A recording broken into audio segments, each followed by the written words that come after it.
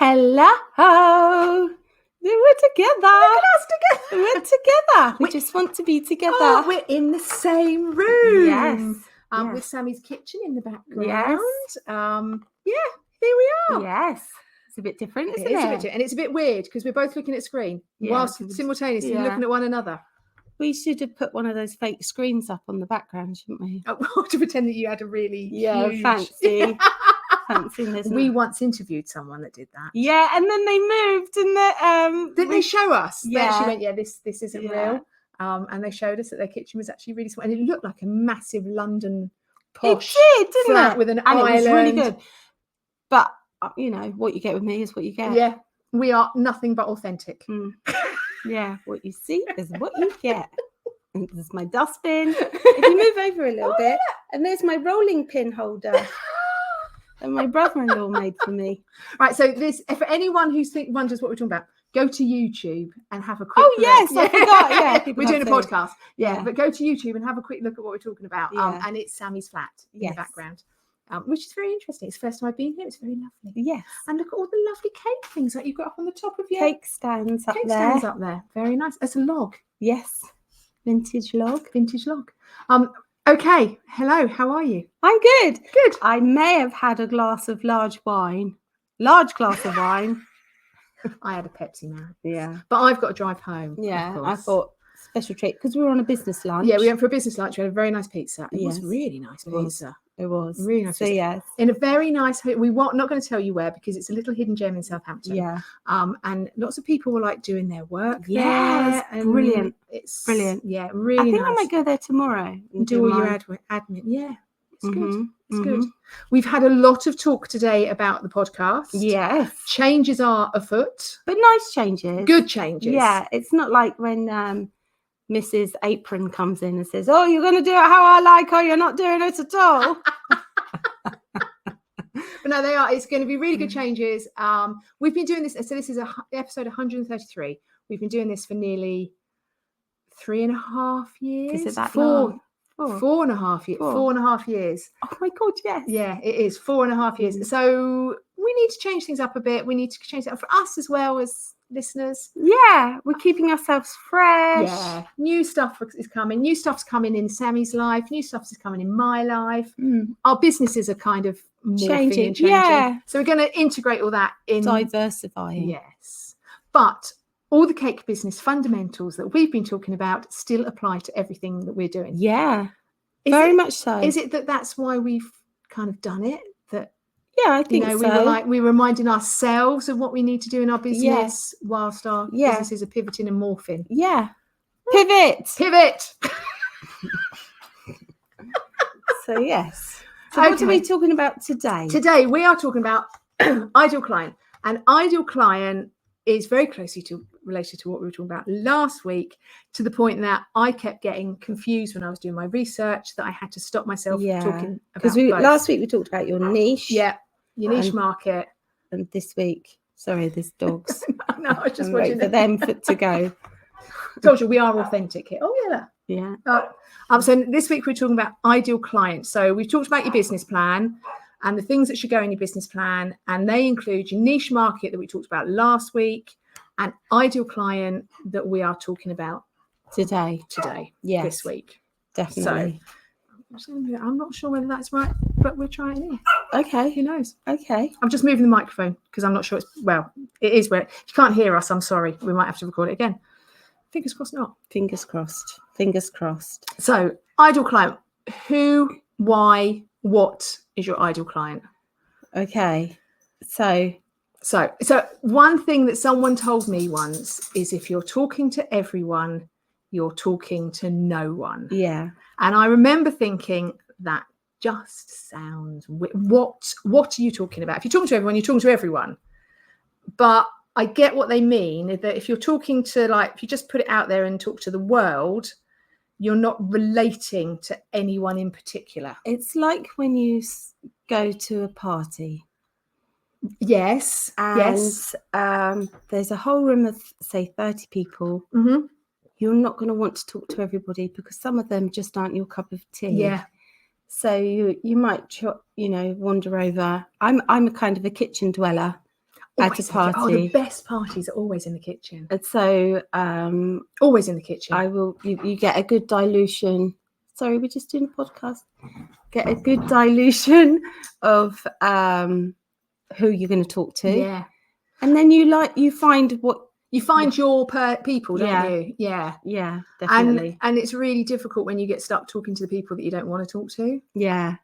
Yeah, and you just want to walk away. Yeah, and you've got to find the polite way to turn around and go, yeah. I'm just going to go and get myself. I'm just going to the toilet. So this is the way of not getting stuck with those people. Yeah. Not getting stuck in business, having to pop to the loo. Yeah. Yeah. So you have to think about when you're thinking about your ideal client, I always picture someone. Do they have a name?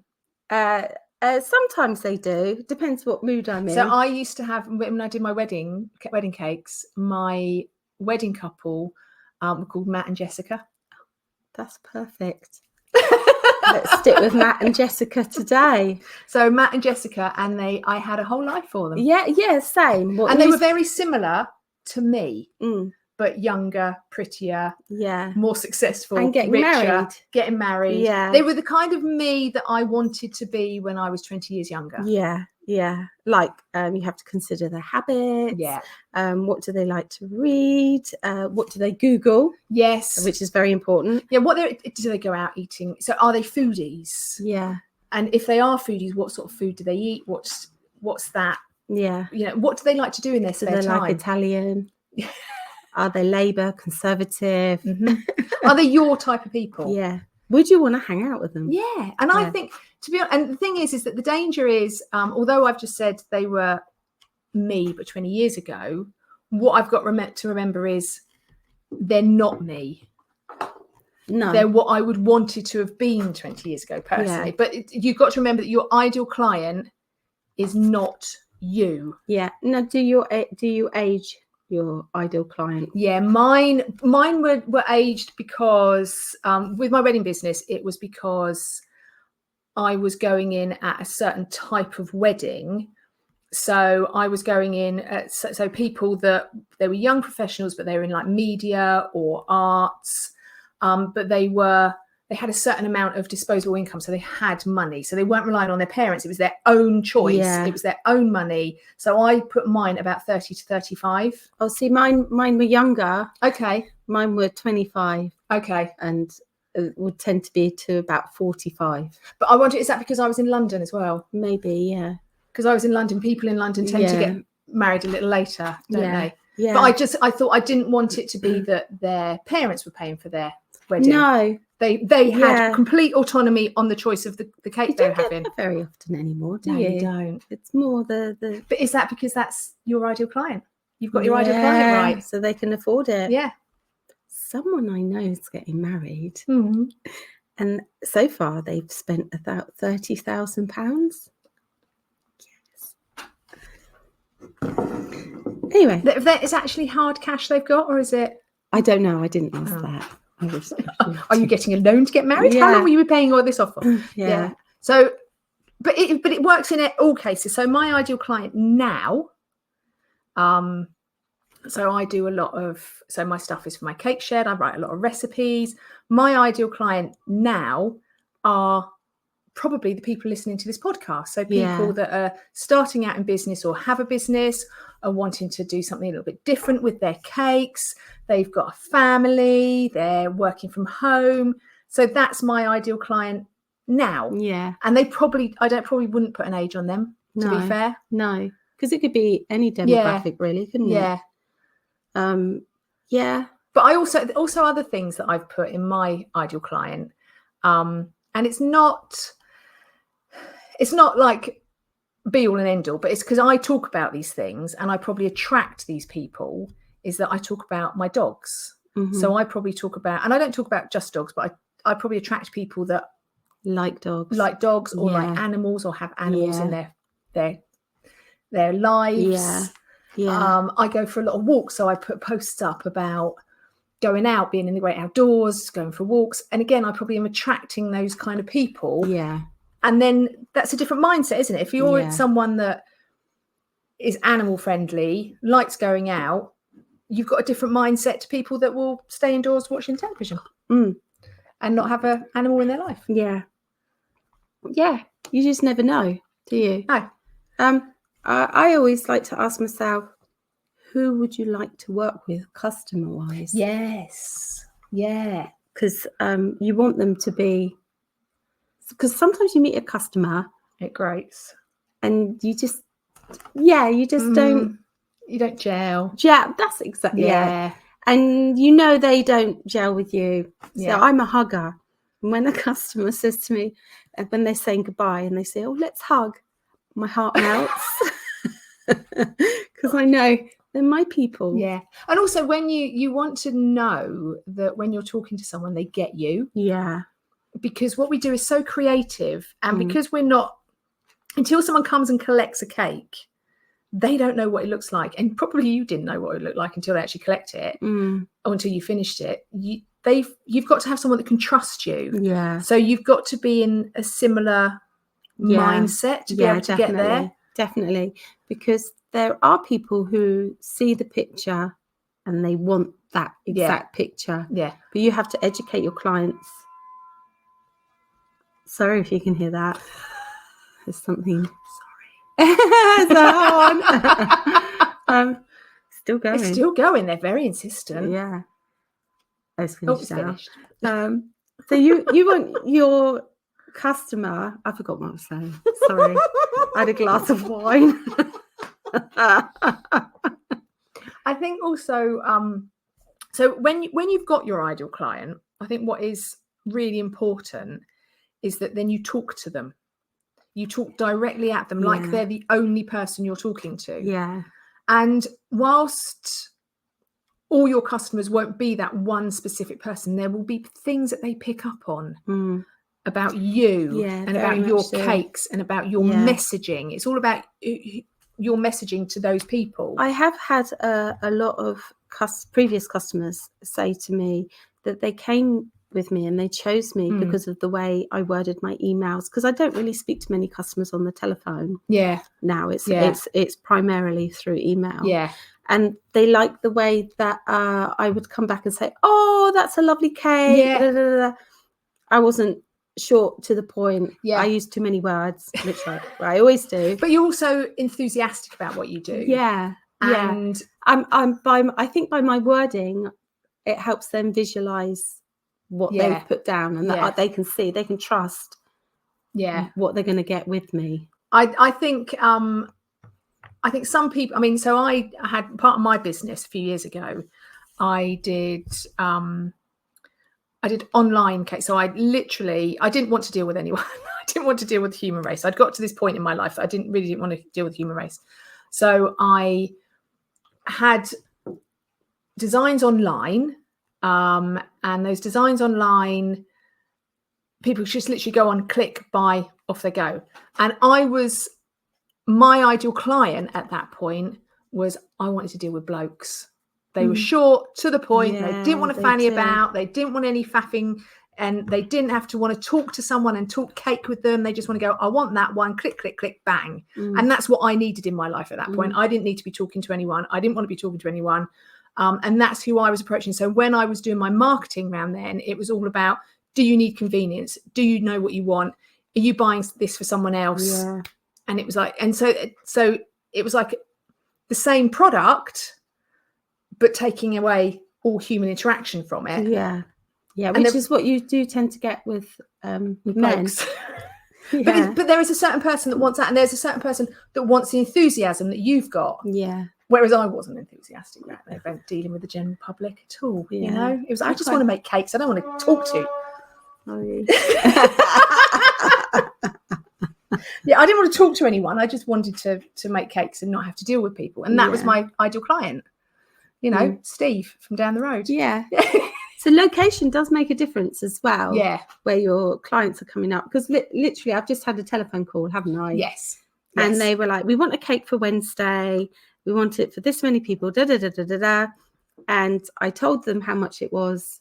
And went, okay, we'll phone you back. We'll get back to you. We'll get back to you. And so I presume You'll never hear from them I again. won't hear from them again, because location does make a difference on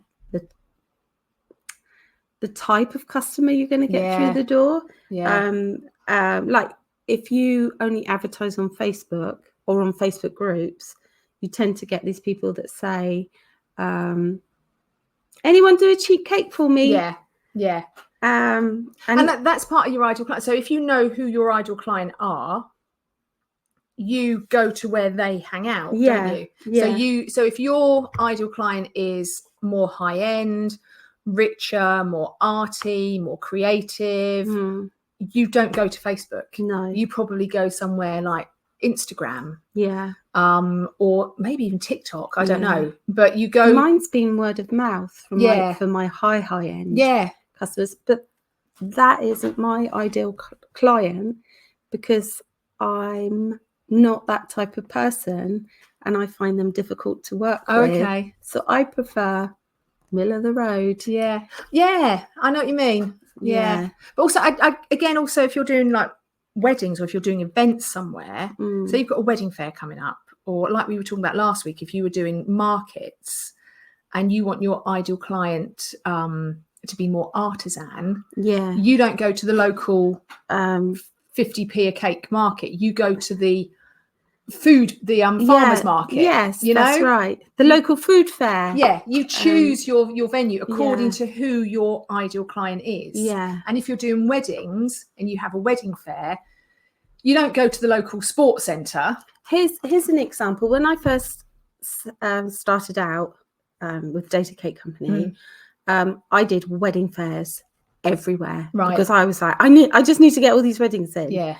And I did them at Holiday Inns, and the Holiday Inn in Southampton, the Dolphin Hotel, or is it the White Star? I did various hotels, and some were like 1-star hotels, and some were 4-star. I think one of them was a 5-star. Sorry about my dog. So this is a very noisy. Sorry about all the background. Andy, coming in. And the type of cake that was booked from those clients reflected in the cake that they did as well. And because the thing is that venues have certain costs on them. So people that have a certain budget will go to a certain hotel because that's what they can afford. Or that's what they're looking for. There's something about it that, you know, that's what they want. And what I would find is, because of my price range, I'm middle of the road. I'm kind of middling. That the hotels in the middle was where I'd get the most bookings.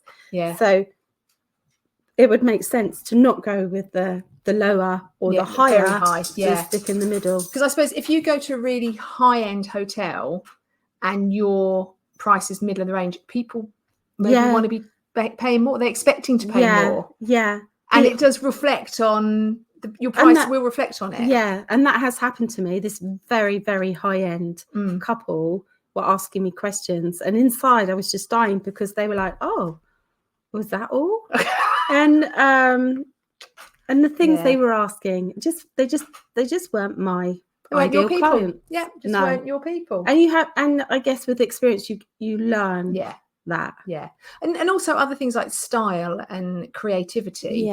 You know, if you go to a certain hotel and it's a very classic looking, or you go to a venue and it's very classic looking, it's very traditional, timeless look. They're expecting a traditional, timeless cake. Whereas I've made cakes I went to a place called Bistrotech, which was literally like a disco in the back end of Tower Hamlets, you know, and the cake reflected that. So that's who you're appealing to. Where is your customer taking this cake to? What are they doing with this cake? What do they want from it? Are you that person? You know, do you match up? And that's right. And you want to feel comfortable. You do want to feel comfortable, and you want to feel comfortable where you're marketing as well. Yeah. I feel really uncomfortable marketing on Instagram. I feel really uncomfortable going on TikTok because that's for the youngsters. No, it isn't. But no, I feel yeah, there's I certain, feel like that as well. but there are certain places you feel uncomfortable. I mean, I don't feel Yeah. comfortable on Facebook anymore. No, I don't go on Facebook very, very often. Yeah, and the things that I see being posted on there, it's not the sort of things that I'm interested in. So I don't want to go on there and spend my time on there marketing on there because the people on, it's not where I feel comfortable being anymore. Yeah, that's true. But if that's your place, if that's where you spend a lot of time, it's all to do with your messaging and where you're going and who you're going and yeah. Do you I don't know if this is connected, but when you can search on Google and you can search what hashtags they've used. With that, you can guess really by what they have searched for, what they're looking for. Yeah, because so when I had Jessica and Matt, they worked in my head. They're professionals. They had a small. He works in IT, and she works for the. They were in media. Mine were in media and arts. You see, she works for the environmental section of the waterworks. Oh, see, I had. He was more geeky, but he was like on the geeky side of the technical side of media, and she was more creative side of media. And they like to go to eat out. They like to go to music venues. They like to. That's how they like to spend time on the beach. Walks on the beach with their dogs. A small group of very close friends. They did have lots and lots of friends. I could even tell you what they were dressed like. The whole thing. She would wear DMs to work. He would never wear a tie to work. All that sort of stuff. And then when you picture these people and you're talking to them, you can talk to them so much more personally. Yeah. You talk to them like they're your mates, and people will feel like mates. If they're that person, if there's like a hint of Jessica in them, they will feel like they're being talked to by you. And by doing this, it can help improve your profitability, right? Because in your head, what your ideal client looks like, so you will target that specific area. So you're not going to waste time. Targeting areas that you might not get that custom from. You're not wasting time. You're streamlining.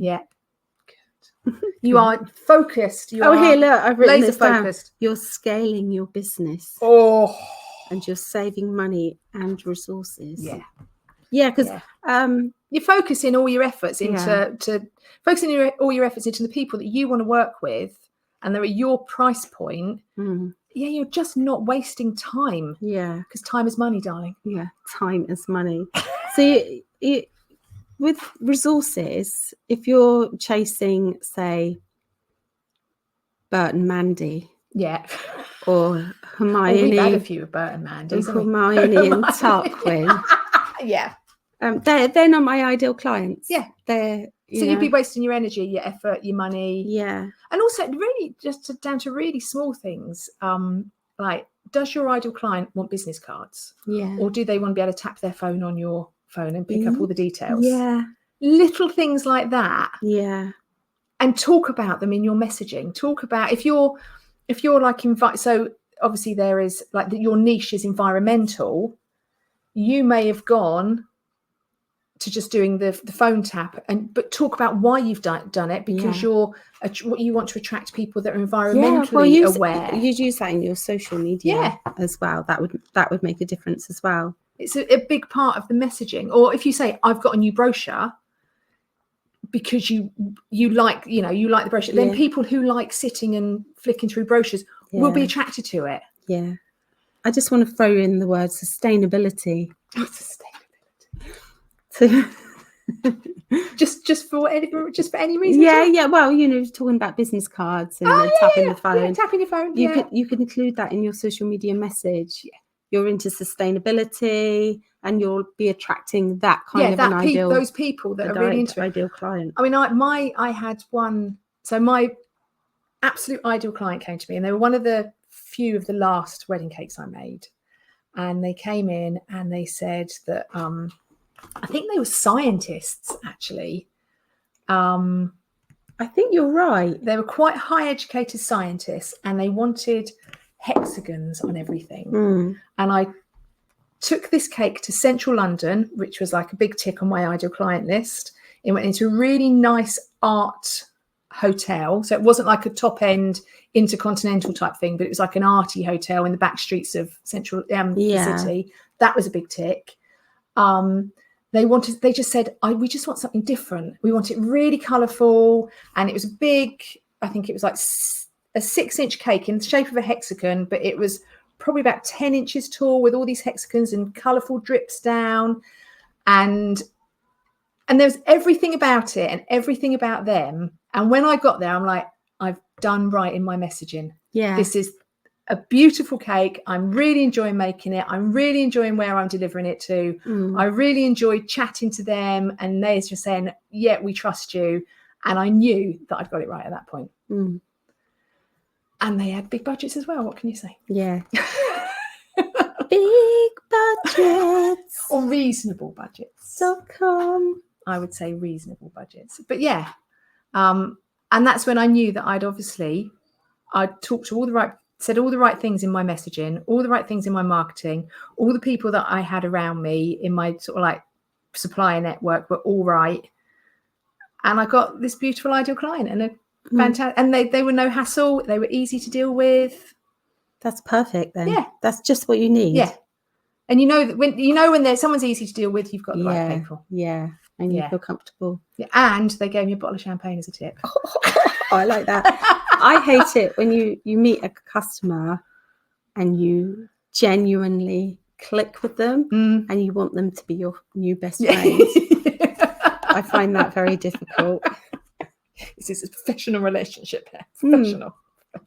That's right. That's right. Yes. I would actually, I'm just going to throw something in that I have just remembered.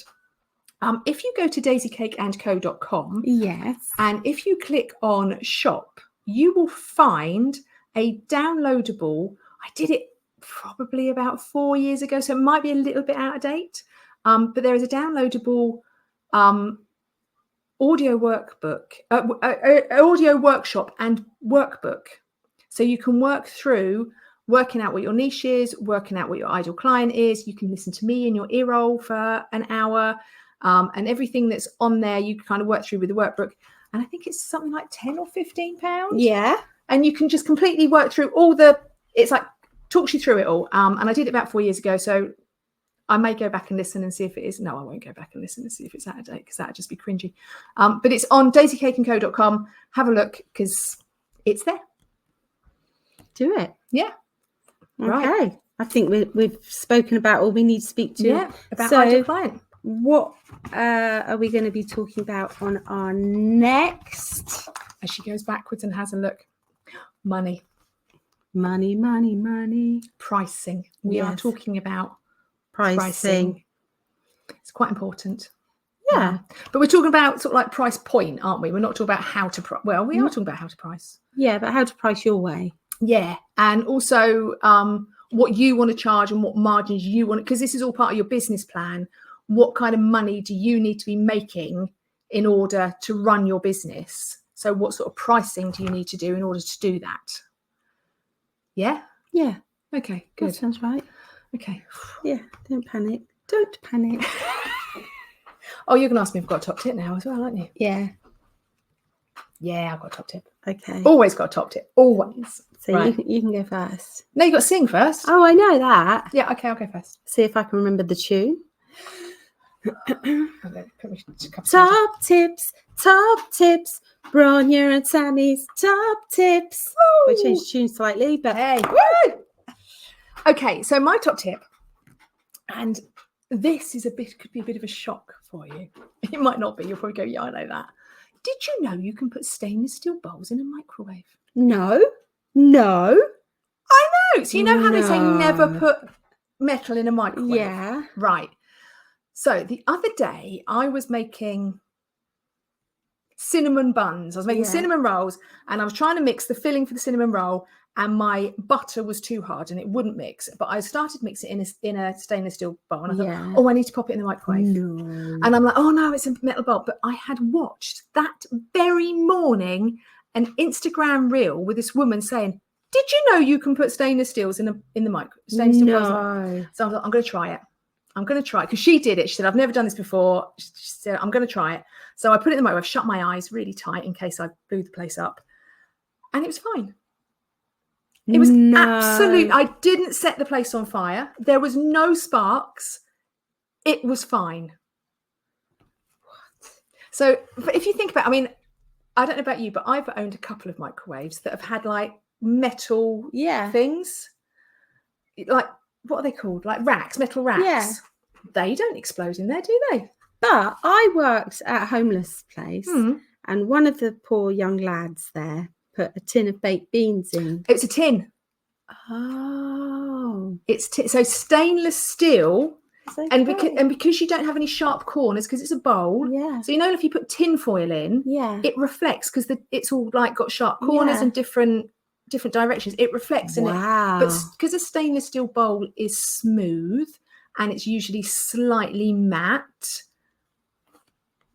I did it and I didn't burn the place down. Well, it explodes, doesn't it?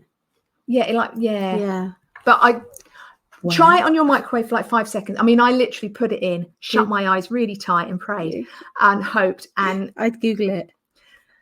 No, I did Google it and it said, don't do it. But I did it anyway. I did it and it didn't burn the plate. I think you have to have pure stainless steel. Yeah. Very smooth bowl. And wow, I might try it. Yeah. I use stainless steel bowls a lot. I will put a disclaimer. If you do burn your house down, please don't blame me. No, I'm glad you said that. Well, my tip seems quite lame compared to yours. Is that what we've become? Stainless steel bowls in a microwave. It's exciting. So my tip is something that I always forget to do, and it catches me out, is shut down my laptop and shut down my phone so that it can do updates and close down properly and clear its memory and just have a general like relaxation. So what do? Just put it to sleep? And yeah. And because there's nothing worse than it gets slow, it doesn't do the updates. So my top tip is turn your phone off. Turn your phone off and shut down your laptop. Yeah. At the end of the day. Definitely. And also, do you sleep with your phone by your bed?